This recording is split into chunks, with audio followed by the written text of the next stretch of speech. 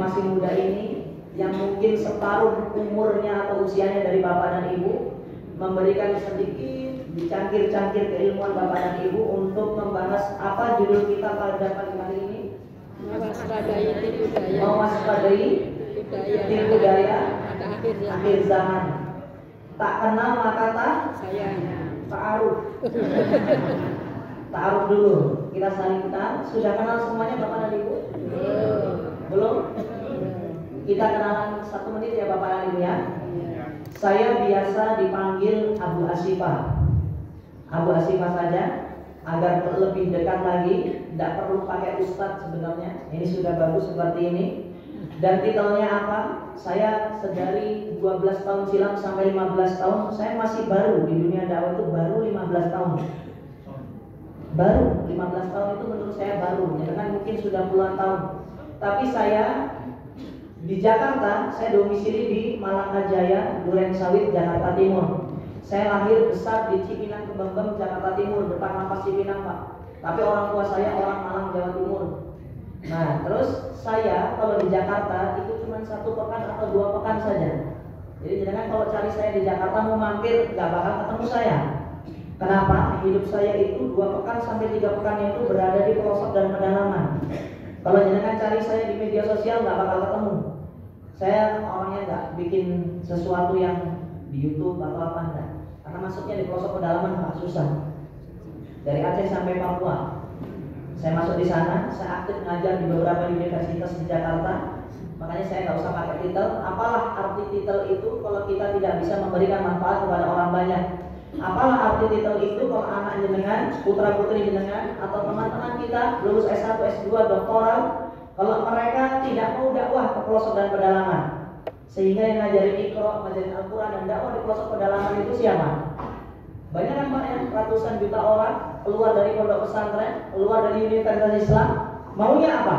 Kalau mereka lulus, mereka berlomba-lomba untuk memasukkan lamaran kerja mereka, masuk di SD, SMP, SMA untuk mencari maisha, kembali seperti orang yang pada umumnya. Kalau diajak berdakwah gimana katanya? Nanti dulu saya nggak berani saya masih muda, saya ini masih belum ada pengalaman. Padahal pengalaman itu dibentuk. Nah, maka bagaimana nasib teman-teman kita? Dan saya kasih bocoran Bapak dan Ibu, di Indonesia tidak semuanya nikmat seperti kita di ngaji seperti ini, tempatnya indah seperti ini, ada proyektor seperti ini. Bapak dan Ibu, di Indonesia itu masih banyak daerah yang sangat-sangat tertinggal, bahkan lebih parah daripada Irian Jaya atau Papua.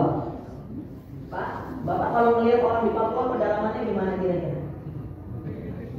Gak pakai baju tapi ada yang dipakai Pak. Pakai apa Pak biasanya laki-lakinya? Belum pada hafal semua ada ya. OTK itu apa sih? Dari kulit kayu untuk menutupi kemaluan atau alat kelaminnya. Tapi Bapak dan Ibu, ada satu titik yang namanya lamben tanah. Saya ulangi ya, namanya lamben tanah. Di mana itu Abu Asifah? Di Morowali Utara, Sulawesi Tenggara sana, Sulawesi Tengah.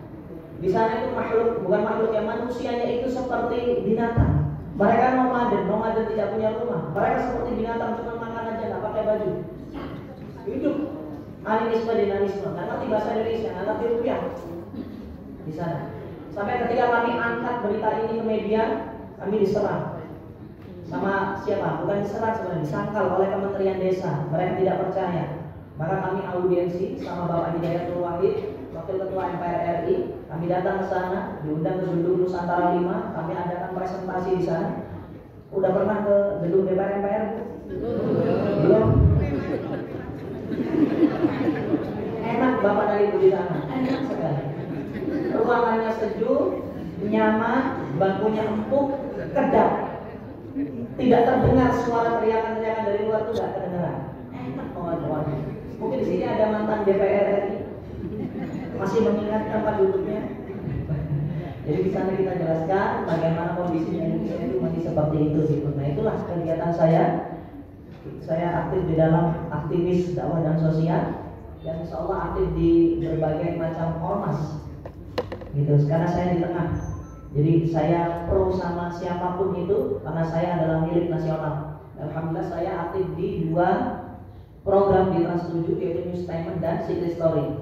Tapi kok saya nggak pernah nonton Abu Hasyim Pak ya? Iya, karena acaranya jam 7 malam. Jadi pas jenengan sholat isya, acaranya tayang. Jadi orang yang nonton saya berarti artinya orang yang sering sholatnya ditunda kalau kan gitu ya.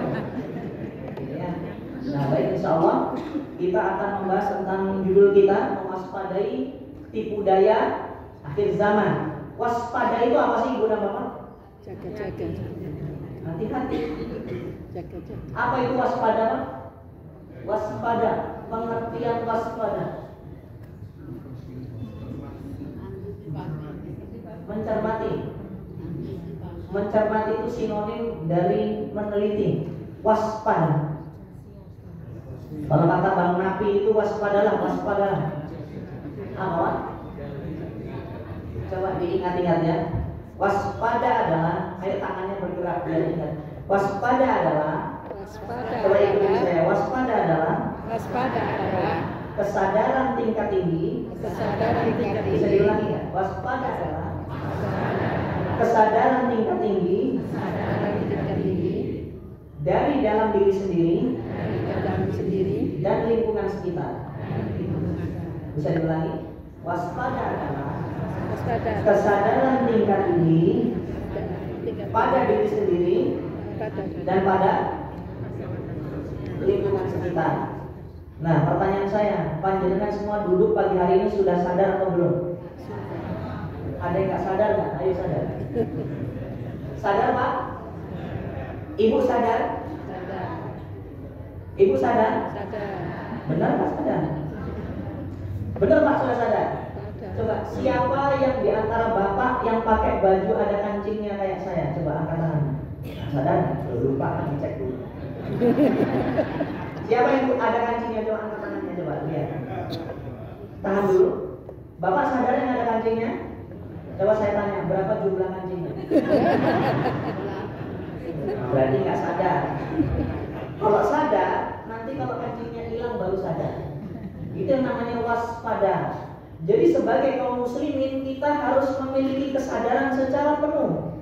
Jadi kaum muslimin dan muslimah itu tidak boleh dalam kondisi tidak sadar. Jadi kita patut dan wajib untuk sadar. Sholat pun juga harus dalam kondisi sadar. Makanya Allah mengharamkan khamar. Apa khamar itu?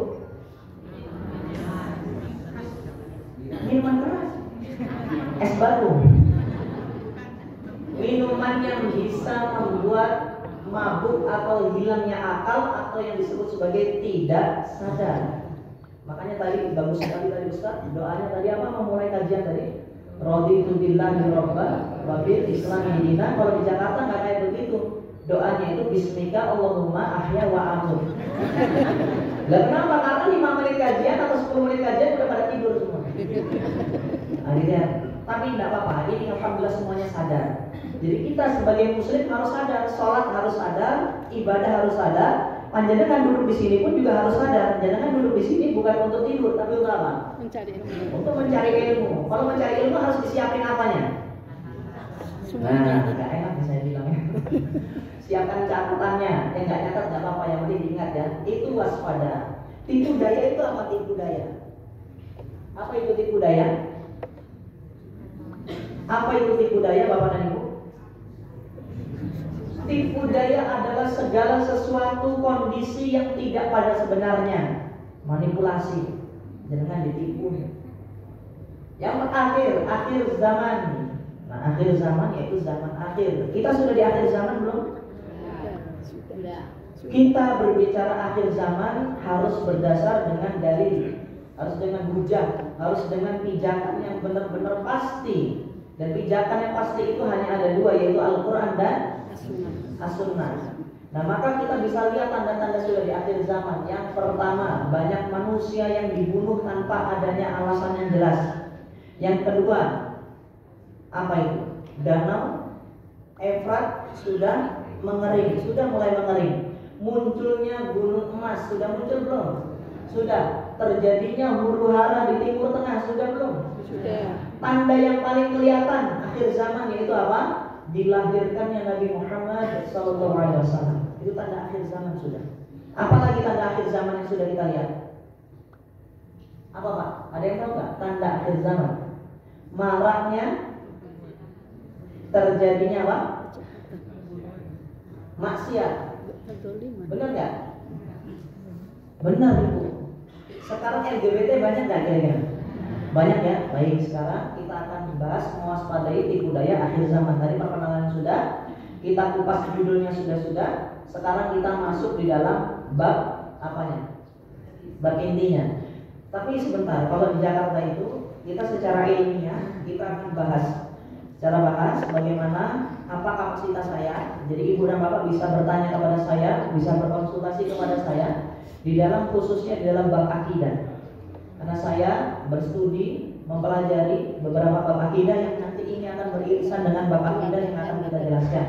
Saya pengennya cuma satu Bapak dan Ibu, saya pengen satu. Apa itu? Saya pengen Bapak dan Ibu semuanya masuk ke dalam surganya Allah tanpa hisab tanpa adab. Makanya apa yang saya dakwahkan ini adalah semuanya adalah berbau atau bernuansa akidah. Karena akidah adalah segala sesuatu yang berdasar. Baik, kita bahas pada bab kita yang pertama. Coba Bapak dan Ibu baca di depan. Sudah kelihatan di slide-nya Bapak dan Ibu? Kelihatan ya? Coba dibaca. 1, 2, 3. Nih kalau Ibu di sini kalau kurang kelihatan. KTBA. Alhamdulillah sudah bisa baca Iqra semuanya. Ada yang tahu nggak? Silakan ditulis KTBA. Ini ada dasar belajar kita. KKTTAIA. Apa itu Bapak dan Ibu? Kita tidak bisa apa kalau kita tidak tahu apa itu apa. Apa itu apa sih? Apa itu pengganti objek, baik yang kelihatan atau yang tidak kelihatan. Jadi Bapak tidak tahu apa, tidak bisa apa kalau Bapak tidak tahu apa itu apa. Panjenengan tidak tahu yang namanya sadar, panjenengan nggak tahu sadar itu apa. Coba diulangi, sadar tadi apa? Sadar adalah gimana tadi? Kesadaran tertinggi pada diri sendiri. Itu waspada itu. Nah, waspada. Waspada adalah Kesadaran tingkat tinggi kesadaran tingkat tinggi dari dalam pada diri sendiri dan lingkungan sekitar. Jadi orang Islam itu harus sadar. Nanti kalau ada sampah, Mbok ya yang sadar. Kalau ada sampah jangan ditanya sampahnya siapa nih. Oh nggak ada namanya. Oh bukan saya. Nggak boleh. Kalau ada sampah di mana? Ambil, bawa ke tempat sampah. Itu orang yang sadar. Kalau ada orang yang sadar, kalau ada temannya misalnya motornya itu standarnya lagi bercadar. Standar itu apa? Jagangnya itu masih terjaga seperti itu. Kita ngapain? Mengingatkan apa? Standarnya Pak. Itu orang yang sadar. Kalau ada orang yang sadar, kalau ada orang yang nggak sholat, minimal didoakan semoga orang itu nanti akan sholat. Nah sekarang kita membahas tentang tipu daya akhir zaman. Nah ini adalah dasarnya. Kita tidak bisa apa kalau kita tidak tahu apa itu apa. Gini loh Bapak dan Ibu, tujuan saya menjelaskan ini. Saya pengen Bapak dan Ibu masuk ke dalam surga. Nah syarat masuk surga itu ada dua, silakan ditulis. Syarat masuk surga itu ada dua. Ini tidak ada khilaf, tidak ada ikhtilaf di antara para ulama. Syarat masuk surga ada berapa? Dua. Yang pertama, tauhid. Syarat masuk surga yang pertama adalah tauhid, mengesahkan Allah dengan yang sebenar-benarnya, dengan yang semurni-murninya. Yang kedua, qalbun salim, hati yang selamat atau hati yang bersih. Bisa diulangi? Syarat masuk surga itu ada berapa? Apa itu yang pertama Ibu Bapak? Tauhid. Yang kedua, qalbun salim, hati yang selamat. Nah, sekarang perhatikan ke depan di layar proyeksi kita. Bisa dibaca Bapak dan Ibu? 1, 2, 3. Bagaimana Anda tahu hal yang baik atau buruk, atau hal yang benar atau salah? Nah, kita luruskan dulu nih. Sebagai umat Islam kita harus sadar dulu. Saya ingin menyadarkan panjenengan. Bagaimana Ibu Bapak tahu hal yang baik dan buruk, atau hal yang benar atau salah? Gimana caranya? Saya kasih contoh. Ini di depan saya ada air. Ini baik atau buruk? Baik. Bisa nggak saya minum? Bisa. Benar atau salah? Benar. Benar. Kalau saya minumnya pakai tangan kiri, benar atau salah? Salah. Salah. gimana Bapak dan Ibu tahu caranya benar atau salah, baik atau buruk? Dengan mempelajari ilmu. Coba ingat-ingat di sebelah sini. Gimana caranya ya manusia bisa mengetahui baik atau buruk atau benar atau salah? Nah, di sini dia. Nah, jawabnya adalah adanya sumber yang dijadikan acuan atau patokan atau panutan di sebelah sini. Caranya kita bisa tahu baik dan benar, salah atau buruk itu apa? Adanya sumber yang dijadikan acuan, patokan atau panutan yang menjadi dasar keyakinan atau yang kita sebut dengan ilmu. Ilmu itu apa ilmu? Apa ilmu? Adalah sumber yang dijadikan acuan, patokan, panutan yang menjadi dasar keyakinan. Nah, ilmu itu hanya ada dua sumber, untuk mengetahui kebenaran. Cuma ada dua sumbernya, yaitu bacaan dan ucapan. Bacaan dan ucapan. Bisa dipahami ya? Dan setiap bacaan dan ucapan adalah hasil susunan dari manusia. Bacaan dan ucapan itu sumbernya dari siapa? Dari manusia. Jadi kan dapat ilmunya dari mana? Oh, saya dapat ilmu dari literasi, dari membaca. Membaca itu disusun sama siapa? Dicetak sama siapa? Ditulis sama siapa? Sama manusia. Tapi tidak semua manusia itu benar atau salah. Jadi nggak semua manusia itu benar, nggak semua manusia itu baik, nggak semua manusia juga buruk. Nah, makanya kita harus sesuaikan patokan hidup kita, patokan ilmu kita sama apa Bapak dan Ibu? Agar kita tahu kebenaran, patokan kita apa? Al-Quran. Al-Quran dan hadis apa Al-Quran dan As-Sunnah? Al-Quran dan As-Sunnah. Oh, ada beda-beda ya? Al-Quran dan As-Sunnah. As-Sunnah sama hadis? Sama atau beda? Ayo pedoman kita Al-Quran dan As-Sunnah atau Al-Quran dan hadis? Ayo Muhammadiyah ini Hadis. kan berbicaranya harus dengan dalil. Al-Quran dan hadis atau Al-Quran dan As-Sunnah? Saya lupa di pertanyaannya. Hadis sama As-Sunnah sama atau beda? Sama. Beda-beda ya. Nah, baik ya. Jadi gini Bapak dan Ibu, agar kita sama tujuannya, agar kita sama Islamnya, bagaimana caranya? Kita harus menyadari dulu. Kita harus sadar kita adalah manusia. Tugas kita sebagai manusia apa? Wa ma khalaqtul jinna wal insa illa liya'budun, untuk beribadah. Lalu kita harus mencari kebenaran. Kita sebagai manusia nggak bisa menjadi orang yang salah. Jangan mau. Tapi kita harus benar dan juga benar. Benar sama benar sama dong. Benar dan baik. Caranya gimana? Ada dua sumber, yaitu bacaan dan ucapan. Hanya ada dua sumber, dan itu semuanya disusun dan bersumber dari manusia juga, dibocorin sama manusia sebagai wasilahnya. Nah, maka kita harus sepakat dulu. Pedoman kita apa Bapak dan Ibu? Yang paling benar adalah Al-Quran dan As-Sunnah. Ikutilah sunnahku dan sunnah khulafaur rasyidin. Itu kata beliau SAW. Hadis itu adalah segala sesuatu yang berasal dari ucapan beliau. Ada khobar, ada cerita, ada kisah, semisal ya Nabi Muhammad SAW itu bersabda bahwa di perang Uhud begini dan begitu. Apakah kita perlu perang Uhud? Nah, maka hadis itu sebagian adalah kabar atau kisah. Tapi yang kita jadikan pegangan adalah Al-Quran dan As-Sunnah. Sunnah itu ada tiga. Mungkin Bapak dan Ibu sudah tahu semuanya. Sunnah yang pertama adalah sunnah apa? Fi'iliyah, perbuatan yang kita contoh. Yang kedua qauliyah, ucapan, dan tahrir atau tahririyah, yang sesuatu yang disetujui dan ditetapkan. Sholat subuh ditetapkan berapa rakaat? Sholat subuh tadi pagi berapa rakaat Ibu? Kok kurang keras ini? Sholat subuh berapa rakaat? Sumbernya dari mana? Sunnah. Di Al-Quran ada nggak? Tidak ada. Adanya dari mana? As-Sunnah. As-Sunnah. Pertanyaan saya, tolong dijawab secara atau sesuai dengan pertanyaannya. Kalau bisa atau tidak, jawabannya bisa atau tidak. Diterima atau tidak? Berarti jawabnya diterima atau tidak. Pertanyaan saya sholat subuh 10 rakaat, bisa atau tidak? Bisa atau tidak? Bisa. Diterima atau tidak? Makanya ibadah harus sesuai dengan Al-Quran dan As-Sunnah. Sepakat ya? Pedoman kita sama ya? Al-Quran sama As-Sunnah. Kita kembalikan kepada Al-Quran dan As-Sunnah. Baik, saya pengen ibu bapak tadi masuk ke dalam surganya Allah. 1, 2, 3. Siapa di antara ibu dan bapak yang pernah sakit? Siapa? Semuanya pernah sakit. Berobatnya kemana bapak dan ibu? Dokter. Kemana? Dokter. Ke dokter, ke puskesmas, ke rumah sakit, ke tabib, ke nanti dulu soal sini nggak ada dukun. Ke apotek, dikasih 3 kali 1, rasanya manis atau pahit? Kenapa panjenengan minum obat? Biar sehat. Ingin sembuh, betul. Disuntik beli enak atau sakit? Sakit. Kenapa jenengan mau disuntik? Saya Saya ingin sembuh. Bapak dan ibu tolong perhatikan baik-baik. Orang kalau sudah sakit, dia rela melakukan apa saja asalkan dia sembuh.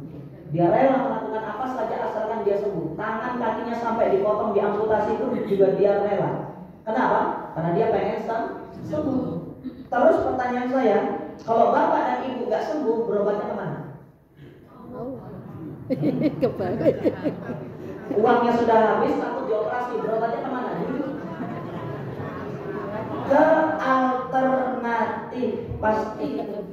Pak, bapak tanya bertahun-tahun sakit gak sembuh. Saya punya kenalan ustaz. Nah makanya ibu dan bapak saya jelaskan. Dukun di Indonesia di Wonosobo masih ada atau tidak? Masih? Kasih tahu saya di mana. Dukun sekarang sudah tidak ada, Pak. Dukun sudah tidak ada itu. Adanya apa? Tolong diingat ya, dukun sudah tidak ada. Yang ada adalah uskun, kikun, jikun. Siapa mereka? Ustadz dukun, kiai dukun, haji dukun. Karena dukun sudah ganti baju, mereka sudah seperti ustadz dan seperti kiai. Jadi sekitar kita masih banyak, iya. Ujuk-ujuk keluar ngobat-ngobatin. Nah, kayak gitu ya. Hati-hati. Kenapa? Nanti jenengan bisa tertipu di sana dan terjerumus pada lembah kesyirikan. Bahkan ditidurin sama dukunnya pun juga mau, itu sudah banyak. Saya sampai dari Brebes, dari Cirebon, dari Gunung Kidul, di Jakarta, Bekasi, Depok, sampai kemarin di Weleri Kendal. Itu saya sering dapati wanita kaum muslimin, yang muslimah ya, baik yang sudah menikah atau yang belum menikah, itu dizinai sama dukunnya. Itu sudah banyak. Kenapa? Saking tidak tahunya kita. Saya insya Allah saya udah tahu Al-Quran dan Sunnah kok. Belum tentu. Belum tentu Anda bisa terlepas dari apa? Kesyirikan. Coba Bapak dan Ibu, dosa yang paling besar di dunia ini dosa apa? Syirik. Dalilnya apa? Tulis An-Nisa ayat 48. Innallaha la yaghfiru an yushraka bihi wa yaghfiru ma duna dzalika liman yasha. Sesungguhnya Allah tidak ampuni dosa syirik dan Allah mengampuni dosa kecuali dari dosa syirik tersebut. Apapun dosanya itu bisa diampuni. Jadi syirik tidak bisa diampuni apa sih Pak? Bisa. Kalau panjenengan tobat, kalau masih hidup, kalau sudah mati, maka sudah tidak berlaku tobatnya. Dosa paling besar apa dosa? Syirik. Ustaz, saya sakit. Dia sakit apa? Sakit lambung. Berapa tahun? 4 tahun. Terus diapain? Diambilin air sama dia, dibacain amin, apa komat-amin, tidak tahu apa yang dibaca. Lalu diapain? Bayar berapa? 1 juta. Kalau datangnya pakai Fortuner, bukan air. Bapak Ibu, kayaknya penyakitnya harus ditransfer ke suatu hewan. Saya juga dengan berat ini. Kayaknya memang, wah dukunnya ini sangat berat. Dukunnya dari Timur Tengah. Dari mana Timur Tengahnya? Ya sana samping Pulau Gadung sana. Terus gimana Ustaz caranya? Harus disembelihkan kambing jantan muda. Oh gampang, Wonosobo banyak. Nanti dulu perhatikan saya. Kambing jantan mudanya harus yang yatim piatu. Nah, cari tahu. Kalau nggak ada, saya ada. Harganya berapa? 60 juta. Dibeli nggak kira-kira? Dibeli. Kalau nggak ada, istri jenengan tinggal di sini. Syaratnya 7 hari setelah menstruasi. Nanti istri jenengan iktikaf di sini selama 3 hari.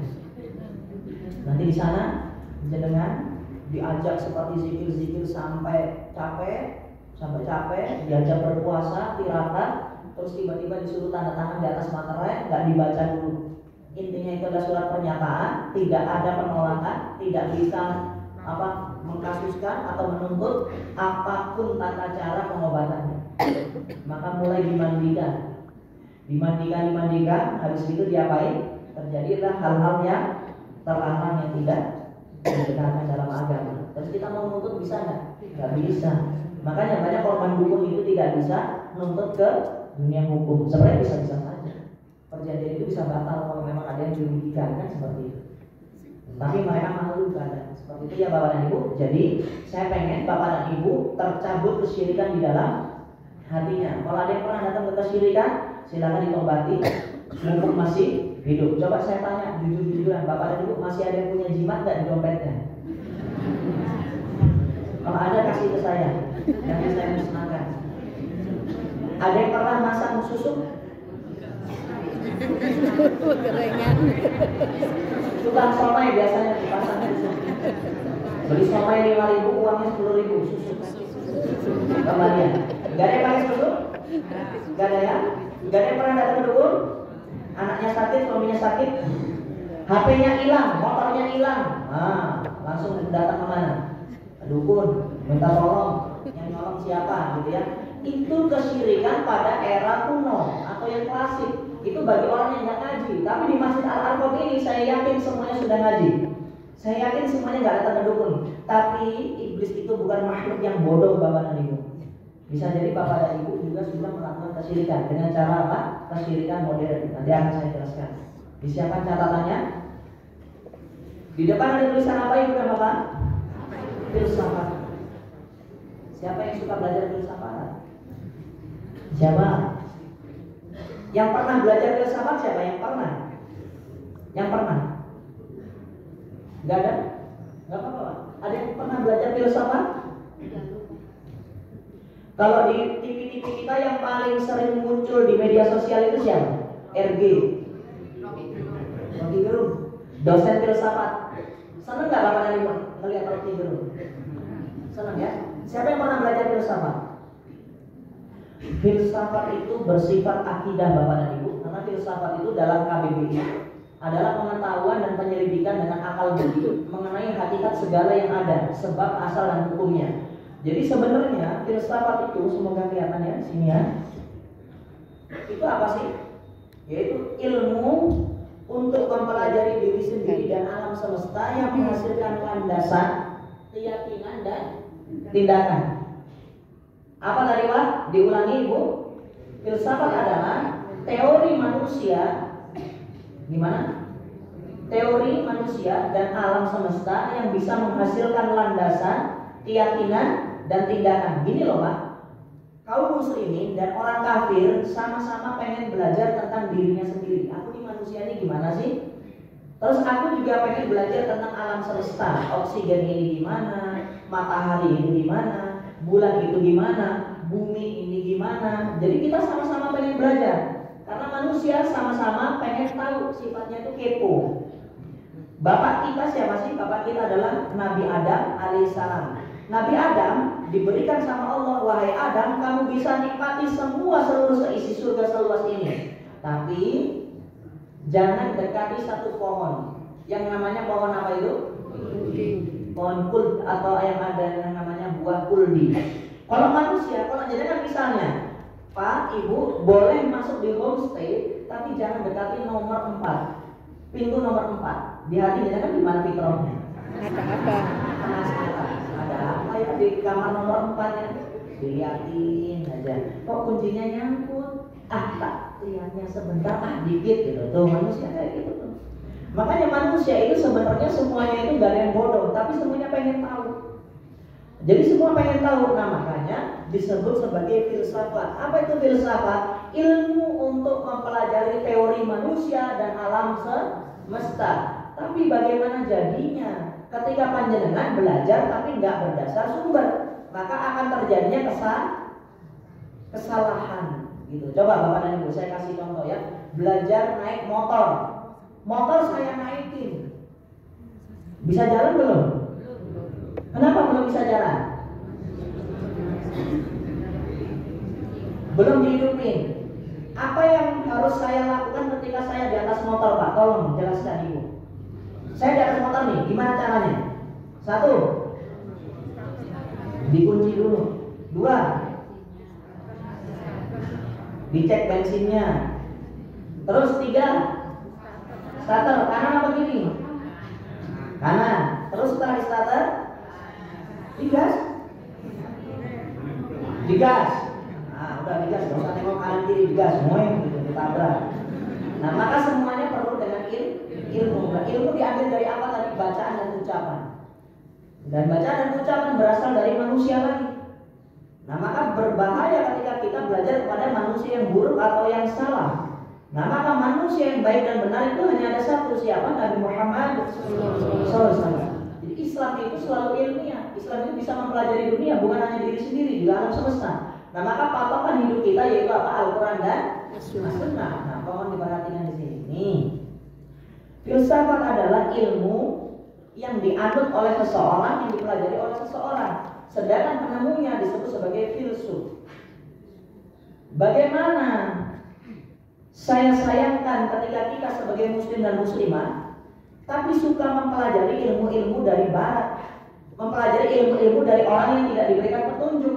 Padahal kita sudah diberikan petunjuk. Apa petunjuk kita? Al-Quran dan Sunnah. Akhirnya apa? Diperhatikan nomor 1 Bapak dan Ibu. Filsufnya bernama Thales. Bukan Thales ya. Filsafatnya hasil dari pemikirannya yaitu apa? Dunia berasal dari air. Apakah benar dunia berasal dari air? Apakah benar? Itu yang namanya hipotesis. Hipotesis itu apa? Perkiraan yang tanpa berdasar. Ini air warnanya apa? Bening. Bening.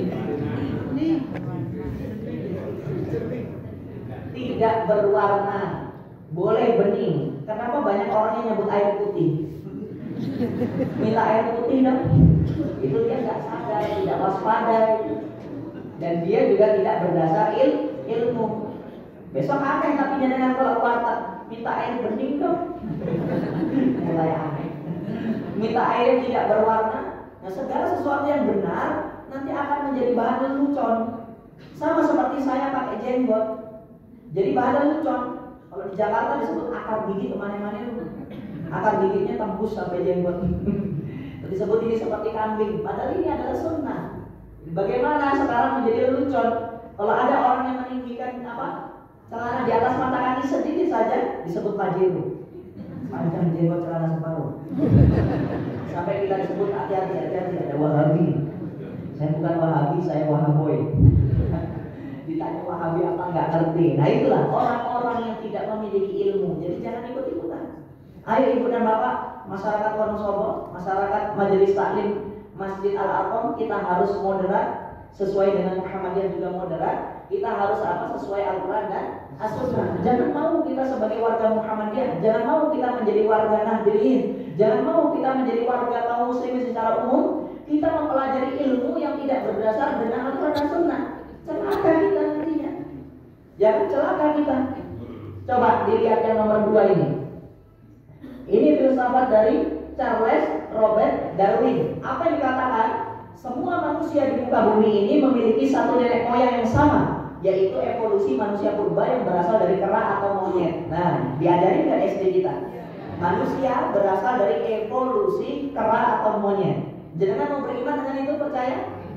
Saya sih enggak. Jangan aja kalau mau. Saya bukan berasal dari monyet. Makanya kita harus berpatokan dengan Al-Quran dan As-Sunnah. Dunia ini diciptakan dari apa? Wallahu ta'ala a'lam, karena Allah tidak jelaskan. Allah hanya mengatakan apa? Allah menciptakan sesuatu itu dari apa? Dari sesuatu yang sebelumnya tidak ada. Hanya dengan mengatakan kun, ayakun. Tapi Allah katakan manusia aku ciptakan dari apa? Dari tanah, dari saripati tanah. Udah. Jangan percaya kita disebut dari monyet, nggak mau. Jangan pun nanti ada Homo sapiens, ada Homo mojokertoensis, ada Homo wonosoboensis. Nah, saya nggak mau kan. Saya dari manusia. Saya lahir langsung jadi manusia. Dari Adam dan Hawa. Percaya ya Pak ya? Mana kita imani? Adam dan Hawa ya. Yang ketiga apa? Herakleitos. Dia memiliki filsafat dunia ini tercipta dari api. Parmenides, dia mengatakan dunia berasal dari satuan kecil yang ada, atau hukum Big Bang. Jadi dunia ini tercipta dari ledakan yang besar. Nah itu ibu, orang kalau nggak dapat petunjuk dari Al-Quran dan As-Sunnah itu sakar diri.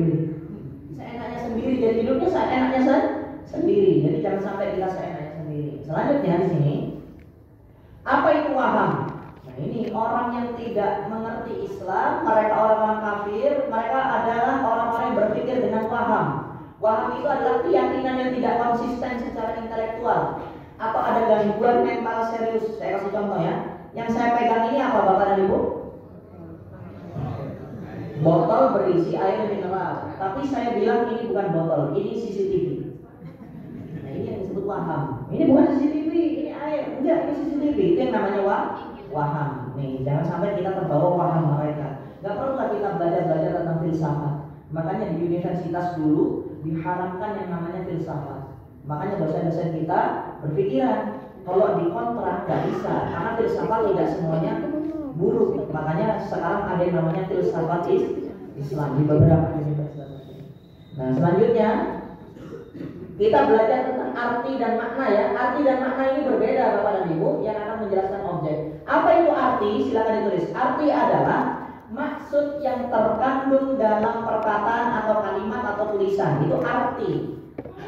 Jangan sampai kita jadi kaum muslimin itu menjadi orang liberal atau sekuler yang mengartikan dengan seenak udelnya. Nanti terjadilah yang namanya Islam Nusantara. Seenak-enaknya sendiri. Nanti azan dirubah bahasa Indonesia. Sholat Al-Fatihahnya dipakai bahasa Jawa. Itu adalah hasil kreasi manusia. Makanya jangan diarti-artikan sendiri. Terus apa itu makna? Makna adalah maksud dari pembicara atau penulis. Ini ya. Makna adalah maksud dari pembicara atau penulis. Baiti jannati artinya apa Bapak dan Ibu? Rumahku surgaku. Rumahku surgaku. Ya udah kalau gitu Bapak dan Ibu nggak usah kerja. Kenapa? Rumah sebagai surga nanti makanannya datang sendiri. Sama kayak di Dieng, ada Mbak Panani kan? Nah, itu baiti jannati itu makanan, duit, rokok datang sendiri itu. Apa kita harus seperti itu? Ya lalah ya enggak. Jadi jangan sampai arti dimaknai aku udah nggak usah kerja. Enggak, makanya dipahami arti dan makna itu tidak beririsan, jauh artinya. Saya kasih contoh, bisa dipahami Bapak dan Ibu, tolong perhatikan ke depan. Ada gambar apa itu? Ada gambar rumah dan di salah sudut pojok pagarnya ada tulisan apa itu? Dilarang buang sampah di sini. Kalau kita artikan dilarang buang sampah di sini, berarti di depan pintunya boleh atau enggak? Boleh. Oh. Jangan buang sampah di depan pintunya, gimana kira-kira orangnya? Keluar bawa celurit. Tak cok sampean.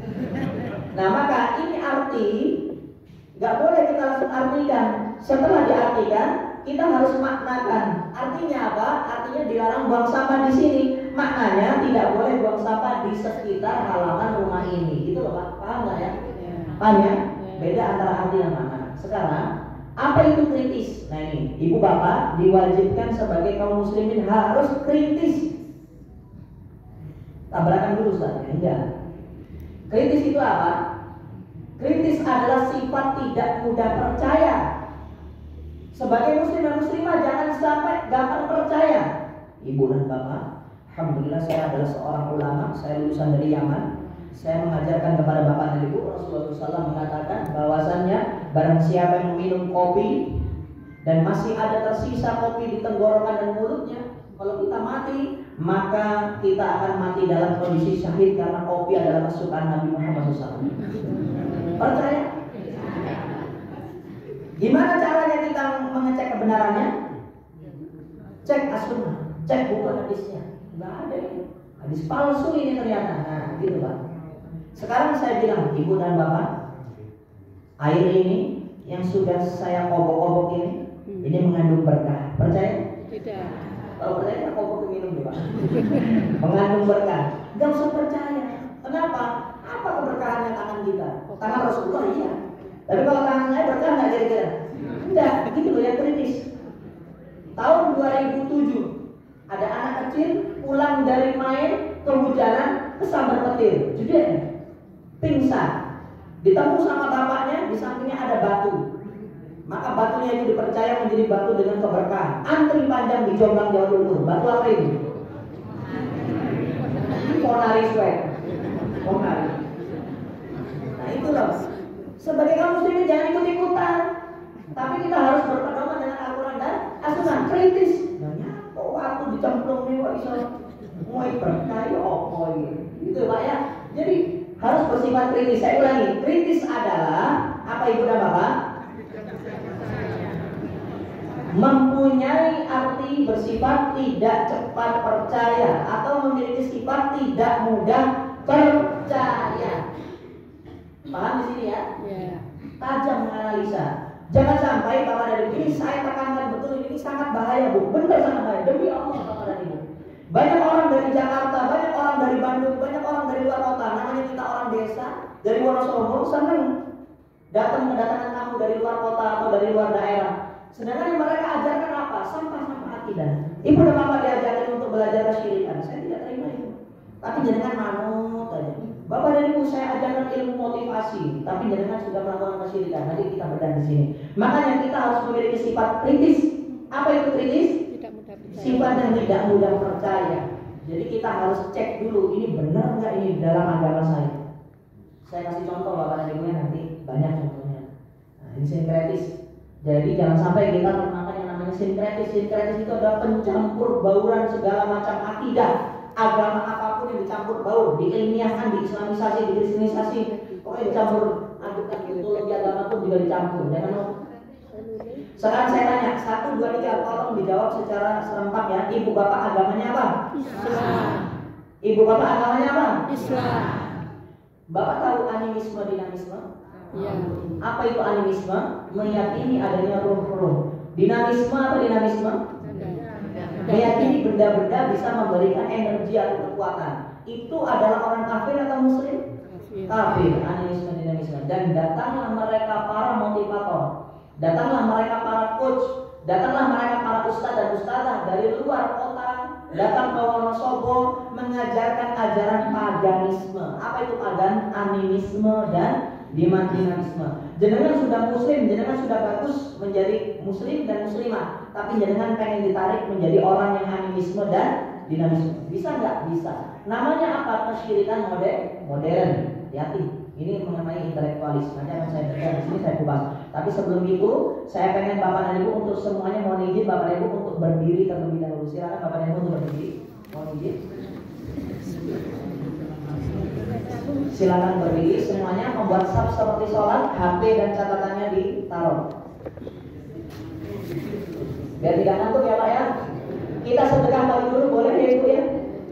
Boleh? Boleh. Kita semuanya menghadap ke sebelah sana Bapak dan Ibu, menghadap ke sebelah sana semuanya. Lalu kedua tangannya ditempelkan ke pundak orang di depannya.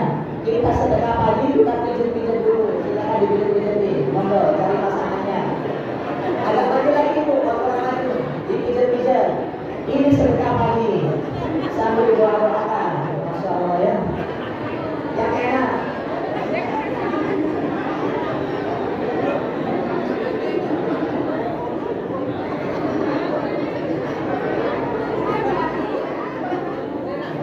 Sambil berdoa-doa memberikan.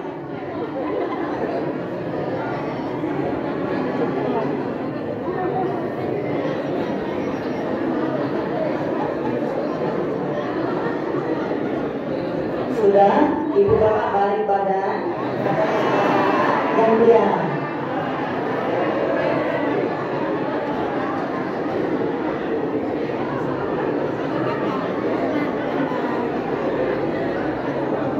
Sudah belum? Kalau sudah, dilepaskan tangannya. Bapak masih ada tangannya? Sekarang ada ke depan semua, silakan duduk. Terima kasih. Seger ya? Enggak. Mantap. Baik, bismillahirrahmanirrahim. Tapi sebelumnya Ibu dan Bapak karena materinya amat sangat berharga. Lalu kami juga dari jauh. Saya pengen ini kalau boleh saya minta perpanjangan waktu Ustaz sampai jam 7:30 karena ini sangat penting. Karena kesyirikan ini terbagi menjadi dua, ada yang namanya klasik, ada yang namanya modern. Dan ini yang modern ini bisa menimpa intelektualis, para dosen, para orang yang sudah ngaji, rektor, bahkan kementerian, menteri-menteri pun juga bisa terkena kesyirikan modern ini. yang diajarkan dengan orang-orang yang mereka tidak berakidah yang lurus, mereka yang tidak belajar tentang Al-Quran dan As-Sunnah, sehingga jenengan nanti ditipu-tipu oleh mereka. Nah, makanya kita belajar tentang sinkretis. Apa itu sinkretis? Sinkretis yaitu apa? Pencampur adukan segala macam ilmu agama agar panjenengan tertipu, termanipulasi, yang ini disebut sebagai tipu daya akhir zaman. Coba diperhatikan ke depan, Bapak dan Ibu, ada gambar apa itu? Daging. Ini dagingnya Bapak dan Ibu ya, kelihatan? Ini daging. Daging apa ini? Warnanya seperti ini. Daging apa kira-kira? Daging sapi. Sapi itu dagingnya warnanya merah. Ini adalah daging babi. Nah, Ibu Bapak, saya tanya sekarang, Ibu Bapak mau nggak kalau saya suguhin daging babi, saya masak, mau nggak dimakan? Mau nggak dimakan? Nggak mau. Ibu dan Bapak, gimana cara saya? Misalnya saya ini antek-anteknya, saya ini adalah anak buahnya iblis. Bagaimana caranya Bapak dan Ibu mau makan daging babi? Maka daging babi ini harus saya sinkretiskan, harus saya ubah agar jenengan nggak ngerti kalau itu adalah daging babi. Caranya gimana? Saya campur dengan daging sapi. Saya campur, Mas. Nih daging sapi warnanya ya. Terus saya kasih apa ini? Bumbu. Terus saya jadikan daging burger. Saya masak jadi burger. Pertanyaan saya Ibu Bapak dikasih burger, tampilannya bagus, warnanya bagus, dimakan enak, bergizi lagi, ada khasiatnya lagi. Tapi ternyata di dalamnya ada campuran daging babinya. Maka ini makanan ini halal atau haram? Yang tegas, halal atau haram? Sekarang saya sinkretiskan, coba diperhatikan ke depan. Lah ini kan sama-sama daging. Zat-zat berbahaya yang dari daging babi sudah saya hilangkan. Saya tambahkan gizinya, bergizi, rasanya enak, tampilannya bagus. Ada daging babinya. Halal atau haram? Haram. Haram atau haram? Tetap haram. Babi walaupun disembelih dengan bismillah tetap haram. Gimana caranya jenengan bisa tahu di dalam burger ini halal atau haram? Jenengan harus tanya kepada siapa? Penjualnya. Kepada pembuatnya. Pak, komposisinya apa? Komposisinya ada daging babinya campur daging sapi. Nah, kalau udah tahu kayak gini gimana? Haram. Tidak dimakan.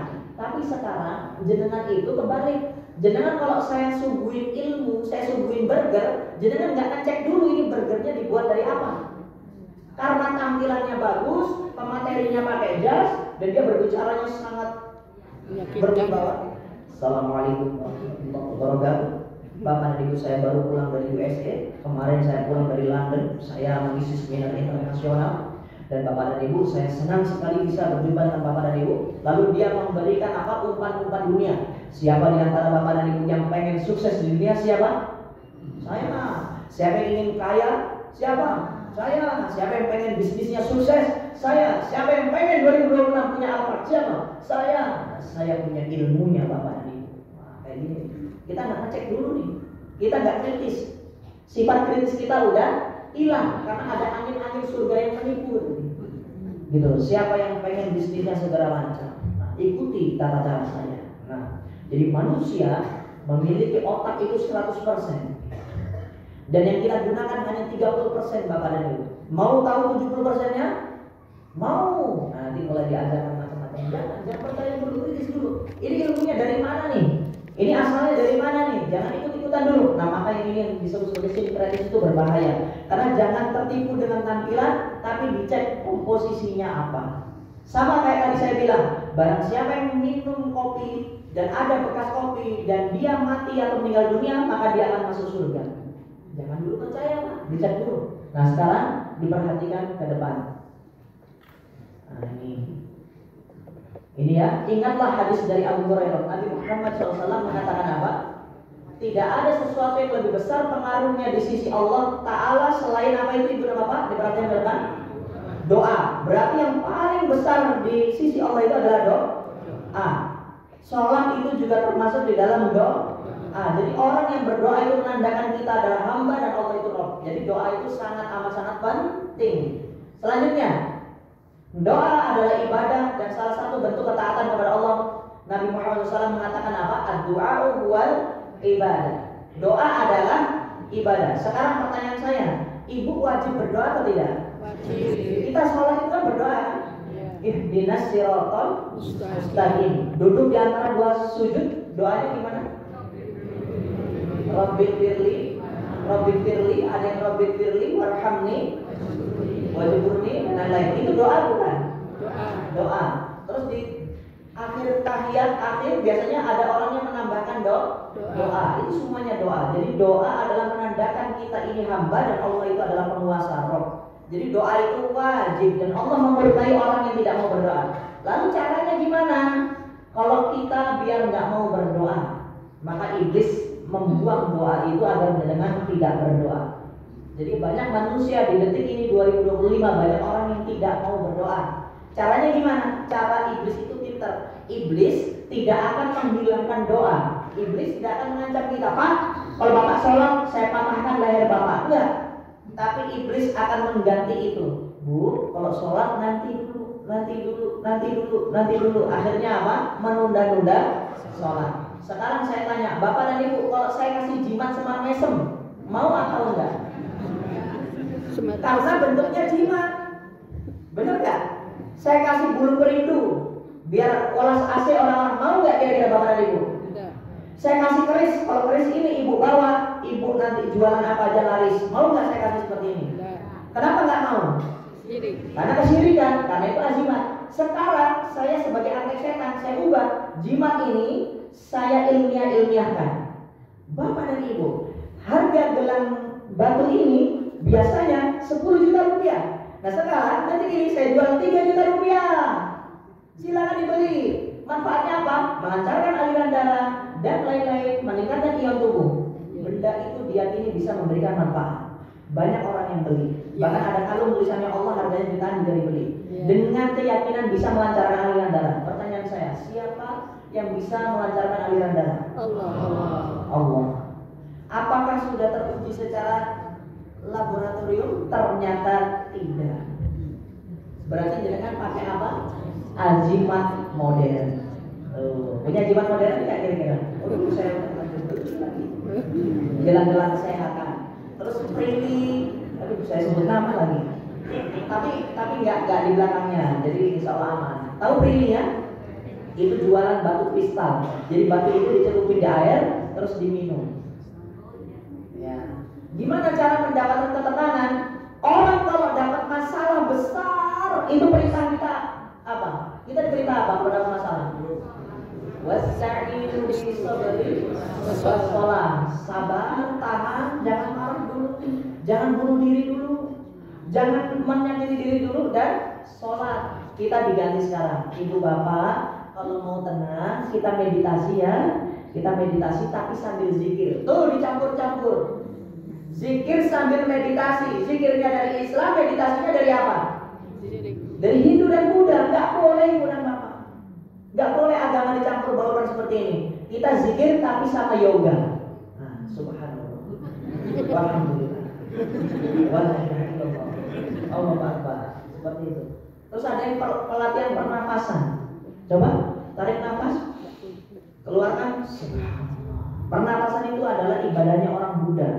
Jangan ditiru. Gitu ya. Kalau ibu dan bapak mau laris, gampang caranya. Baca Al-Fatihah dengan lirik, dengan tahan nafas. Oh, 7 kali.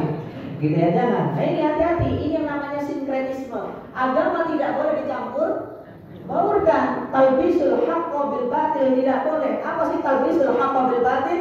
Mencampurkan sesuatu yang benar dengan yang batil. Itu tidak boleh. Jadi akidah kita itu jelas. Lakum dinukum waliyadin. Gak ada Islam ke Hindu-Hinduan, gak ada Islam ke Kristen-Kristenan, gak ada. Seperti ini yang tidak boleh. Makanya nanti saya jelaskan. Doa itu adalah tiangnya ibadah. Seperti sholat itu adalah tiangnya agama. Kita harus berdoa. Nah, maka doa ini silakan ditulis, diganti oleh mereka, para dukun-dukun modern yang mengatakan saya adalah trainer, saya adalah coach, saya adalah mentor. Doa itu diganti sebagai afirmasi. Jangan lupa afirmasi pagi ibunda, jangan lupa afirmasi pagi ibu dan bapak. Ada yang tahu afirmasi? Lihat, afirmasi diklaim bisa mengubah kehidupan seseorang. Afirmasi itu. Afirmasi adalah kata-kata positif, Pak. Afirmasi itu apa Ibu? Kata-kata yang positif yang diulang-ulang sebagai penegasan kepada diri sendiri yang diklaim akan memberikan manfaat yang secara langsung bisa mengubah kehidupan kita. Saya kasih contoh nanti ya. Membuat orang percaya diri, mencegah depresi, membuat lebih bahagia, memberi kenyamanan hati dan pikiran. Afirmasi. Nah, contoh afirmasi, coba dilihat yang paling atas. Semoga kelihatan ya. Bisa dibaca. Aku dapat mencapai lebih banyak dalam hidup. Aku memiliki semua kualitas dan keterampilan yang diperlukan untuk menjadi sukses. Terus ini yang paling masyhur atau yang paling viral. Aku yakin bisa, pasti bisa. Ada yang salah nggak dengan kata-kata itu? Aku yakin bisa, pasti bisa. Aku yakin bulan depan aku bisa umroh. Aku yakin pasti bisa. Ada yang salah dengan perkataan ini? Salah. Salahnya di mana? Yakin. Pasti yakin. Insya Allah. Yakin pasti bisa. Ya. Saya ubah sekarang. Aku yakin Allah pasti membuat aku bisa umroh tahun ini. Aku yakin bulan depan Desember aku bisa beli Fortuner karena izin Allah. Boleh nggak yang seperti ini? Boleh. Boleh. Depannya ada Allahnya. Ada depannya Allah. Mulai dulu. Ini loh gampangnya akidah kita tergeser. Nah, aku yakin bisa, pasti bisa. Itu perkataan kufur Bapak dan Ibu. Kenapa? Menghilangkan la haula wala quwwata illa billah. Menghilangkan isti'anah meminta kita kepada Allah Subhanahu wa taala. Lalu kita ubah sekarang. Ya Allah, aku yakin Desember aku punya Fortuner. Ini juga menghilangkan la haula wala quwwata illa billah. Yang kedua, tidak ada adabnya di dalam berdoa.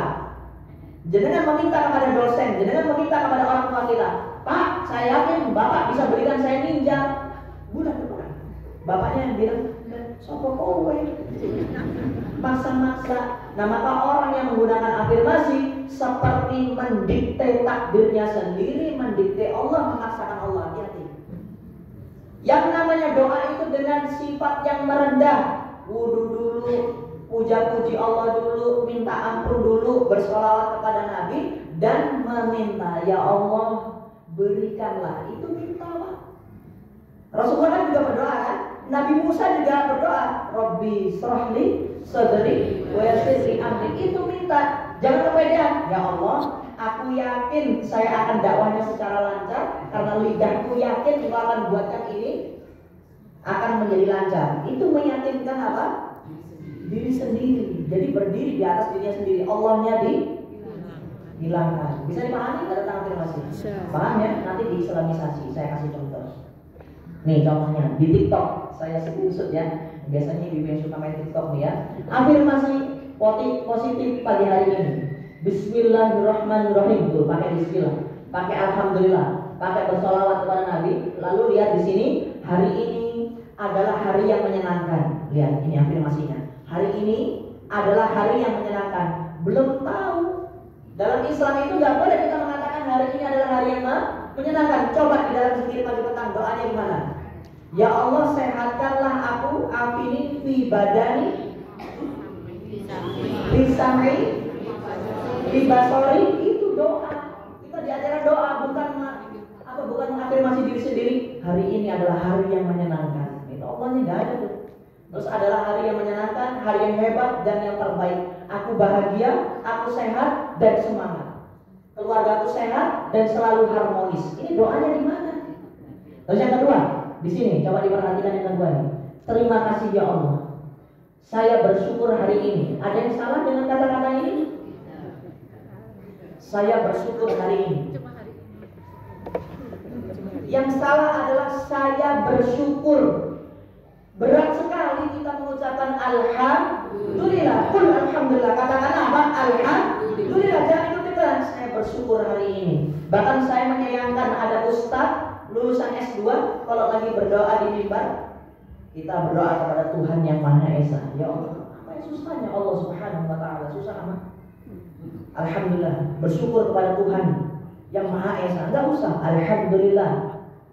Alhamdulillah, hamdan katsiran thayyiban mubarakan fihi, kan gampang. Segala puji bagi Allah, gitu kan gampang. Enggak usah saya bersyukur kepada Tuhan hari ini, enggak usah seperti itu ya. Terus ini, saya sehat, saya bugar, saya bahagia. Nggak boleh. Kita harus dengan doa. Selanjutnya, ini namanya afirmasi ya. Saya yakin Allah akan mengingatkan saya dalam ini produk ya, nggak saya sebut ini produk dicontoh.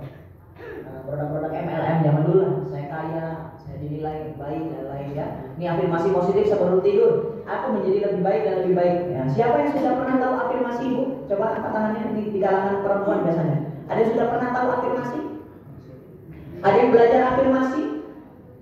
Ada yang diajarkan sama mentornya kalau untuk nulis semua cita-cita kita, tulis bapak dan ibu semua cita-citanya. Nanti yakinkan itu tahun depan akan terjadi atau terwujud. Ini juga termasuk dalam afirmasi. Gitu ya, kita berdoa. Gitu ya, dari afirmasi. Terus jangan mau pakai apa namanya jimat-jimat modern dan lain-lain. Ya Allah nih lihat ya, dalam Islam itu seperti ini versinya. Allahumma a'ini ala dzikrika wa syukrika. Ya Allah bantu aku agar selalu mengingatmu dan bersyukur kepadamu. Bukan ya Allah aku bersyukur hari ini, tidak. Ini yang namanya totalitas bergantung pada Allah. Tapi kalau orang kesyirikan modern atau enam itu di movement ini ngomongnya. Terima kasih ya Allah, aku semakin syukur, semakin sehat, semakin sukses dan setiap menerima rezeki dan siap menerima rezeki darimu yang sangat berlimpah. Ini tidak boleh. Paham ya? Hati-hati dengan afirmasi. Terus saya jelaskan di sini. Bapak dan Ibu semuanya perhatikan saya ke depan.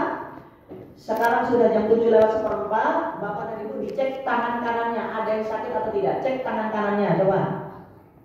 Tangan kanan itu batasnya dari sini nih. Dari apa sini? Apa? Bahu sampai ujung jari kanan. Coba dicek ada yang sakit nggak? Cek dulu. Yang waspada. Coba. Tangan kanannya ada yang sakit Ibu dan Bapak? Tidak ada. Coba sekarang Bapak dan Ibu bisa nggak angkat tangan kanannya? Nah, nanti tangan kiri yang diangkat. Bisa nggak angkat tangan kanannya? Tahan dulu.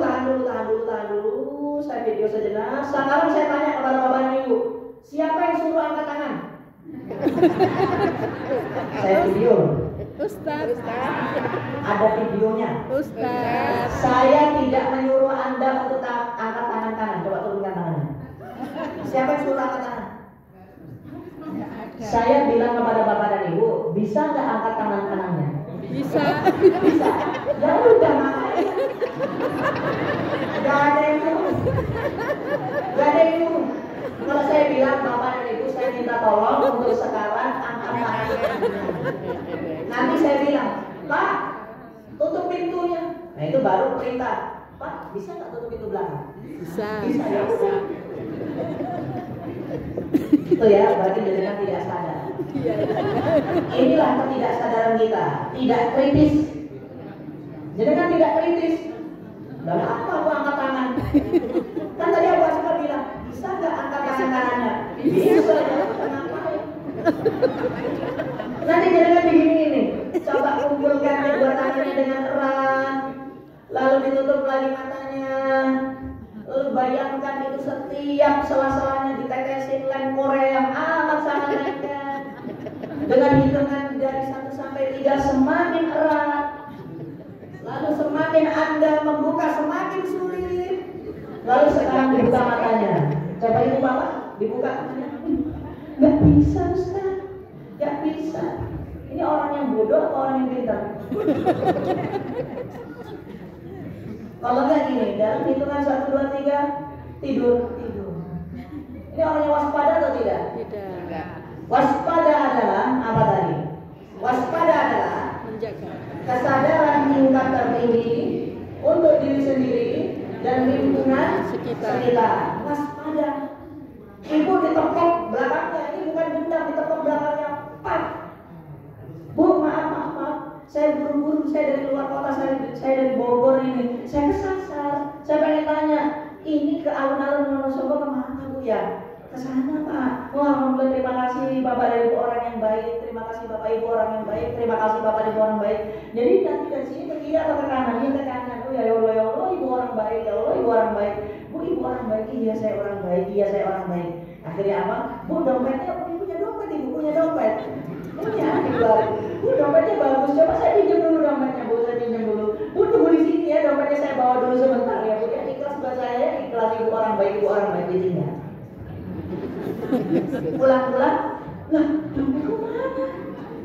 dompetku mana? Tanya ke suaminya, ya Allah Pak, aku di jangan nyebut saya namanya Bu, nanti saya di somasi lagi. Ustaz Khalid Basalamah itu dulu pernah menjelaskan kalau seperti ini menggunakan jin. Tapi kita gagap, bukan gagap, kita memiliki gap. Gap itu adalah jarak. Kita tidak bisa menjelaskan kalau ini memang ada campur baurnya dengan jin. Bagi mereka ini adalah ilmu motivasi, bagi mereka ini adalah ilmu psikologi. Tapi sebenarnya itu ada setan jin yang mengikuti, meskipun mereka tidak menggunakan gerakan spiritual, tapi jin itu bisa bantu Pak. Setan bisa membantu siapapun yang memang mereka bisa dibantu. Gitu. Nah makanya kita kalau menjelaskan ini ada pengaruh sihirnya, nggak bisa. Bahkan ini sudah diterima oleh Kemenkes. Apa itu Kemenkes? Menteri Kesehatan. Kesehatan. Kita nggak bisa geser, makanya saya tidak sebut itu. Jadi jangan mau menggunakan seperti ini untuk digunakan motivasi. Nggak usah Bapak dan Ibu. Ini adalah ilmu-ilmu yang disebut sebagai sihir bayan. Jadi kemarin Pak, saya ceritanya ingin melanjutkan studi saya. Saya pengen mengambil, ya saya suka dengan fakultas hukum. Saya masuk di situ, saya cari beasiswa. Seleksinya apa Pak? Saya kira seleksinya apa? Tes tulis, wawancara, kecakapan di dalam menjelaskan apa itu hukum, apa itu pengantar hukum, atau yang lain. Enggak. Tesnya di apa itu? Di sosis Pak. Di sosis itu tuh saya disuruh seperti ini, ya Allah. Yang lulus itu adalah orang yang terkena sosis tadi. Kenapa? Bagi mereka, orang yang terkena sosis ini adalah orang yang memiliki apa? Memiliki fokus yang baik. Padahal menurut saya dulu di dunia satanisme, saya dulu aktif di dunia satanisme, itu adalah orang yang bodoh. Kenapa bodoh? Dia tidak memiliki kewaspadaan. Waspadalah. Gitu ya. Bapak dan Ibu, kalau mau anaknya soleh, mau nggak anaknya soleh? Mau. Caranya gimana? Bahkan dengan belajar karantina pada salah satu dokter. Salah satu dokter ini mengajarkan ilmu sihir yang namanya visualisasi. Kalau dalam Islam visualisasi itu disebut sebagai ain yang dilatih. Namanya dokter titik-titik dahlan. Bukan kayak zaman dahlan. Nah, Bapak Ibu, laki-laki berpikir dengan otak kanan, perempuan dengan otak kiri. Otak kanan dan otak kiri itu memang betul ada. Tapi coba pelajari tentang otak kanan dan otak kiri. Otak kanan, otak kiri dalam ilmu psikologi dan ilmu medis secara ilmiah tidak akan berdampak pada karakter manusia. Tidak berdampak. Otak kanan tugasnya untuk menggerakkan tubuh bagian sebelah kiri. Itu tugas otak kanan. Gitu loh Pak. Kalau mau belok ke kiri itu pada otak kanan. Nggak ada yang namanya laki-laki itu lebih dominan perasaannya karena mereka berpikir dengan otak kanan. Itu penelitiannya nggak ada. Ini saya sudah jelaskan dengan apa? Dosen psikologi namanya Ustaz Muhammad Fauzil Adin, orangnya yang gemuk, orang Yogyakarta, dosen UGM yang masih aktif. Dan itu bukan berasal dari ilmu psikologi, gitu ya Pak ya. Terus introvert, ekstrovert, itu dalam Islam nggak ada, nggak usah diambil. Kalau kita menganggap oh ada ilmu introvert, aku introvert Ustaz, aku nggak bisa bicara di depan umum. Jenengan akan membatasi diri jenengan sendiri, nggak boleh itu. Setiap manusia itu bisa berubah. Sama seperti Umar bin Khattab yang bagaimana kejamnya ingin membunuh Nabi, tapi dia bisa berubah. Ketika berubah dibacakan Al-Quran, mereka sebut dengan apa? Mereka menunggangi Islam dengan menyebut apa? Itu yang namanya hipno. Gitu. Apa? Dino. Gitu. Dikit-dikit itu kan dino. Kalau Rasulullah SAW itu lagi menjelaskan, lagi dakwah kayak gini, ini juga dino. Barusan yang saya lakukan ini juga dino. Belajar. Dino itu dari mana? Dino itu asalnya dari ilmu sihir yang namanya mesmerism. Jadi cara persuasif, cara mempengaruhi manusia secara persuasif. Itu adalah ilmu manipulasi dan itu adalah ilmu sihir.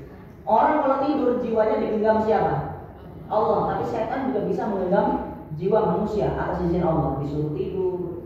Saya kasih contoh ya. Kalau mau anaknya rajin sholat, bawa ke saya. Nanti saya motivasi. Nanti anak ibu di hadapan saya. Anak ibu saya bilang gini, Mas, setiap Mas dengar azan, Mas akan segera dimanapun saat apapun segera sholat. Anak yang nggak pernah sholat, setelah saya dino, dia dengar azan, dia langsung jalan sholat. Pertanyaan saya, dia sholat dalam kondisi sadar atau tidak? Tidak. Diterima nggak sholatnya? Tidak. Orang yang sadar aja belum tentu diterima sholatnya, apalagi yang tidak sadar. Ada masalah rumah tangga, jangan bingung, datang ke saya, datang suami istri, pulang-pulang harmonis lagi. Saya kasih contoh ya, di meja ini saya kasih macam-macam sampah. Dino itu cuma ngasih taplak baru ditutupin masalahnya atau sampahnya. Sampahnya ada atau tidak? Masih ada, tapi tanpa atau tidak? Tidak. Ini namanya manipulation. Nah ini hati-hati budaya akhir zaman. Gitu barakallahu fikum. Sedikit lagi. Terus jangan mempelajari ilmu ini. Coba diperhatikan ke depan. Law of attraction. Ini adalah suatu kesyirikan. MUI kita belum konsen. Ini yang saya sayangkan, MUI Indonesia belum mengkaji hal-hal seperti ini. Padahal kalau di Malaysia ini sudah terkaji dan sudah dilarang pemateri-pemateri yang menggunakan law of attraction. Apa itu hukum tarik menarik? Siapa yang menggunakan law? Semua yang berasal dari pikiran kita, semesta akan mendatangkan itu pada kita. Saya kasih contoh ya. Ibu bapak, jangan pikirkan gajah. Tuh dipikirin semua kan? Nah kayak gitu, semua yang kita pikirkan itu akan datang ke dalam hidup kita. Ya enggak juga. Misalnya, saya yakin bahwa saya akan dapat mobil di bulan Desember. Terus apa? Diislamisasi. Kan ada dalilnya. Dalilnya apa? Ana inda dhonni abdibi. Aku sesuai dengan prasangka hambaku. Itu artinya, maknanya harus diartikan dulu atau dimaknai dulu. Kalau orang-orang New Age Movement, orang-orang Mesir modern, itu dalil atau ayat Al-Quran diambil sendiri cuma diartiin doang, tidak dimaknai. Dalil itu panjang. Ini saya kasih. Nih, awal mulanya loa itu dari buku ini yang namanya The Secret, tulisan Rhonda Byrne, orang Australia. Lalu sekarang dikasih Quran atau Islamisasi, macam-macam banyak lah. Hukum tarik menarik, the law of attraction adalah kepercayaan dalam gerakan spiritual pemikiran tuh. Ya, dalam spiritual pemikiran baru yang percaya bahwa pemikiran positif dan negatif memberikan pengaruh pada pengalaman positif dan negatif terhadap kehidupan seseorang. Jadi apapun yang kita pikirkan, baik dan buruk akan datang kepada diri kita. Ya enggak juga gitu. Nih, saya kasih contoh ya. Sebelum saya kasih contoh, silakan ditulis buku ini pesan terakhirnya. Untuk kajian ini maksudnya. Bagaimana cara, silakan ditulis. Ini sangat bermanfaat. Bagaimana cara agar kita tidak mudah tersesat? Bagaimana cara kita agar tidak mudah tersesat? Satu, disiplin ilmu. Agar bapak dan ibu semuanya yang semoga Allah muliakan, baik yang di dalam dan yang ada di teras masjid. Ya Allah, semoga saya berdoa kepada Allah dalam safari dakwah saya, dalam safar jihad fisabilillah ini. Saya berdoa kepada Allah yang hadir di masjid ini atau yang ikut serta dalam kepanitiaannya walaupun tidak hadir pagi hari ini. Semoga Allah terima amal ibadahnya, ibu bapak semua. Dan saya berdoa kepada Allah semoga bapak dan ibu semuanya masuk ke dalam surganya Allah di surga Firdaus tanpa hisab dan azab. Amin ya rabbal alamin. Jadi bagaimana cara kita agar tidak mudah tersesat? Satu, disiplin ilmu. Dua, disiplin istilah. Ini dasar kuliah kita pada pagi hari ini. Agar panjenengan tidak mudah tersesat, Anda harus melakukan dua, disiplin ilmu, disiplin istilah. Kalau ada orang mengajarkan ilmu afirmasi, visualisasi, apa dinosis tadi, belajar disiplin ilmunya. Ini asalnya dari mana? Sama seperti burger tadi, dibuat dari apa? Ini disiplin ilmu. Ada orang yang mengatakan, barang siapa yang menikah tanpa harus tahu suaminya atau tanpa harus tahu istrinya, dan nikah itu boleh dikontrak selama 2 minggu atau 1 bulan, kawin kontrak, boleh atau tidak dalam Islam? Tidak, itu kita cek dulu, itu yang namanya kritis. Makanya kita harus disiplin ilmu. Bu, saya jual air ini harga 2 juta. Disiplin ilmunya gimana? Ini air merek apa? Harganya rata-rata berapa? Kenapa bisa dihargai 2 juta? Dicek, kita harus kritis. Yang kedua, disiplin apa? Istilah. Riba sekarang sudah tidak ada, Bapak dan Ibu. Adanya bunga, adanya admin. Pelacur tidak ada. Pelacur adanya zaman dulu. Sekarang pekerja seks komersial, istilah. Saya nggak ngeramal, saya bukan peramal, tapi saya hanya memprediksi pakai kartu tarot. Sama aja, sami mawon. Saya bukan dukun, tapi saya para tidak normal. Sama aja, sama baik, gitu ya. Jangan tertipu, Ibu. Ini gelar kesehatan, apa bedanya sama jimat? Sama baik. Gitu loh, Bu. Paham ya di sini ya? Hati-hati. Ini sudah akhir zaman. Banyak orang yang istilahnya hanya berubah. Saya nggak korupsi. Saya mendapat tunjangan baru. Enggak, saya nggak korupsi. Betul, saya nggak korupsi. Saya cuma dapat jatah. Tapi saya tahu dan saya nikmati. Makanya saya diborgol. Nah, maka silakan ditulis lagi. Cara kesesatan diterima manusia sekarang. Cara kesesatan diterima manusia itu dengan dua cara. Kesesatan diterima manusia dengan dua cara. Satu, diislamisasi. Diislamkan. Law of attraction itu dari New Age movement diislamkan. Nanti ada law of attraction Islam, afirmasi Islam dan lainnya. Nanti juga bank riba Islam, iya kan, bank syariah, tapi ada ribanya. Sama aja. Aduh, udah yakin zaman ya. Saya mau buka koperasi tapi ternyata ada ribanya, sama aja. Mending nggak usah buka koperasi Anda. Gitu ya. Yang pertama diislamisasikan, yang kedua disaintifikasi. SAINTIFIKASI, disaintifikasi. Diilmiah-ilmiahkan padahal tidak ilmiah. Nggak ilmiah. Air ini memiliki pH yang sangat luar biasa dan air ini setara dengan air zam-zam. Beli sekarang, ada nggak dulu? Rindu water, air yang diklaim setara dengan zam-zam. Ini kalau kita percaya bermasalah akidah kita. Karena tidak ada air yang setara dengan zam-zam. Zam-zam itu kalau kita cek secara kritis, dia sama seperti air keran di rumah kita. Ada bakterinya, ada hewan-hewannya, ada. Tapi perbedaannya apa? Air zam-zam itu penuh dengan keberkahan. Ini nggak bisa dicek secara klinis. Barang siapa minum air zam-zam, bismillah, diminum ya boleh. Modusnya mau minum. Ini setiap kita berdoa akan makbul. Itu zam-zam. Makanya kalau ada air yang diklaim setara dengan zam-zam, bermasalah tidak kita. Beli alatnya sekarang, paling murah 23 juta, ada 40 juta, ada 100 juta. Itu semua beli nanti. Gitu ya, jangan hati-hati. Nah, terus disaintifikasi. Saya kasih contoh, ini saintifikasi. Ada speakernya, Ustaz? Enggak ada ya? Nah, ini yang namanya garpu talang. Frekuensinya disamakan dulu. Nah, kalau frekuensinya sama, di tengah sini ada getaran yang kita tidak bisa lihat. Namanya resonansi atau vibrasi. Ini adalah saintifikasi atau ilmiahkan, padahal adalah pseudoscience. Tulisannya pseudo. Pseudoscience adalah sense palsu. Jadi seolah-olah law of attraction itu diilmiahkan, yaitu apa? Semua yang kita afirmasikan ke alam semesta itu akan terjadi pada diri kita. Yang kedua diislamisasi dengan apa? Dalil Ana Indadoni Abibi. Hati-hati ya. Nih. Terus mereka juga menggunakan dalil ini. Hal jazau al ihsan ilal ihsan. Tidak ada balasan kebaikan kecuali kebaikan pula. Ini nanti diputar-putar sama dia. Terus ini macam-macam. Terus ini ya, aku sesuai dengan persangkaan hambaku. Mereka hanya motong di sini saja nih, yang anak indadoni abdi, padahal di bawahnya itu masih panjang. Aku bersamanya ketika ia mengingatku, jika ia mengingatku saat bersedia. Maka ibu dan bapak perhatikan saya. Makanya kalau kita kuliah agama, kita itu diajarkan yang namanya madlul dalil.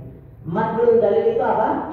Menentukan objek dalilnya. Dalil ini untuk siapa sebenarnya? Nah, jangan sampai dalil umum dikhususkan. Jadi bedakan antara dalil am dan dalil khas. Dalil umum sama dalil yang khusus. Jangan diskritisme, seenaknya sendiri nggak boleh. Nah, terus ini nih, loh, bukanlah setiap kata adalah doa dalam Islam. Nah, ini orang-orang law of attraction atau orang-orang motivator yang dari New Age, dari kesyirikan ini, mereka mengatakan setiap kata adalah doa, dan itu diklaim adalah perkataan Nabi Muhammad SAW. Salah. Nabi Muhammad tidak pernah mengatakan itu. Setiap perkataan bukanlah doa. Setiap perkataan bukan doa. Gak ada yang namanya setiap perkataan doa. Gak ada. Doa ya doa. Doa itu menggunakan isti'anah, meminta. Kalau bahannya berkata, itu bukan doa. Itu hanya perkataan saja. Gitu. Sama seperti apa? Utlubu ilma walau bisin. Carilah ilmu sampai ke negeri Cina. Itu juga bukan dalil. Itu bukan hadis. Itu hanya perkataan orang biasa. Carilah ilmu sampai ke negeri Cina. Emang Cina ada apa di sana? Kan gitu ya. Carilah ilmu itu kemana? ke negeri yang akan dijaga dari Dajjal. Dajjal pun juga nggak bisa masuk. Apa itu? Mekah dan Madinah. Cari ilmu di sana. Kalau nggak cari guru-guru di Wonosobo sini yang juga belajarnya dari Mekah dan Madinah. Gampangnya apa sih? Berpatokan dengan apa tadi? Al-Quran dan As-Sunnah. Gampangnya gitu. Terus apa? Bibliomancy. Ada aliran yang namanya, aduh kalau saya sebutkan saya kena somasi lagi. Magnet itu apa sih Pak? Sinonimnya persamaan kata magnet itu apa Pak? Daya tarik. Daya tarik. Daya Apa tarik. magnetnya? Daya tarik. Besi berani, boleh. Besi berani rezeki. Nah, ada yang pernah belajar besi berani rezeki? Bukunya ditulis oleh titik-titik. Depannya adalah nas-nas, ya kan? Besi berani rezeki. Barang siapa yang mau lunas utangnya kita belajar besi berani rezeki. Ada nanti di situ bibliomancy. Ibu bapak, ada tata cara yang disebut sebagai tilik nasib atau garpu tala. Kalau bapak dan ibu lagi sedih, lagi pengen dapat petunjuk, tutup matanya, berwudu, ambil Al-Qur'annya, lalu dibuka dengan acak, ditunjuk, tek. Nah kalau udah ditunjuk itu ada jawabannya. Pernah nggak yang seperti itu? Pernah tahu nggak? Ada yang pernah tahu nggak Pak? Besi berani rezeki, diajarin kayak gitu. Namanya tilik nasib. Ini adalah ramalan, itu tidak boleh ya. Ini dari sini awalnya, dari negeri Cina. Ini kalau ramalan dari orang luar itu kan pakai kayak gini nih, pakai ramalan lain. Kalau dalam Islam itu biasanya pakai Al-Quran sendiri, gitu ya. Nggak boleh. Ini semua adalah dari hakim dan juga dari ketua-ketua MUI Malaysia. Jadi ilmu-ilmu yang seperti ini sudah tidak boleh digunakan, tapi di Indonesia masih dipergunakan. Dimensi dan lainnya. Tapi bermanfaat kok. Iya, manfaatnya itu adalah istidroj, ya, tidak diperbolehkan. Insya Allah seperti itu ya Bapak dan Ibu ya. Itu yang disebut sebagai syubhat. Jadi jangan diikuti di situ daya ahli zakat. Baik ya. Sudah dipahami Bapak dan Ibu? Sudah dipahami. Baik, saya minta waktu sejenak. Ustaz Basuki Rahman bisa maju ke depan. Ada Ustaz Basuki Rahman? Monggo Ustaz. Saya mohon izin Bapak dan Ibu ya. Boleh ya, mohon izin waktunya 5 menit atau 7 menit ya Bapak dan Ibu. Nanti kita bisa tanya jawab. Tapi kalau nggak cukup waktunya, Bapak dan Ibu bisa ikut lagi. Kayaknya cukup ibu ya, di rumah makan gratis dekat sini. Nanti ngaji lagi. Nanti kita ajarkan lagi. Monggo Ustaz, saya kasih waktu. Mohon izin Ustaz ya, Ustaz Basuki Rahman. Ustaz apa? Kiai Muntang ya. Iya. Apa itu? Ustaz Muntang? Jam 8. Sudah ini? Oh iya siap. Ya kalau siang. Ini berapa? Oh iya, Mafaza juga ada. Ini kalau itu makan gratis bukan makan jam makan siang. Iya, kalau mau makan gratisnya tiap siang ada. Kalau kajiannya ini jam 8. Bismillahirrahmanirrahim. Warahmatullahi wabarakatuh. Alhamdulillahirrahmanirrahim. Izin memperkenalkan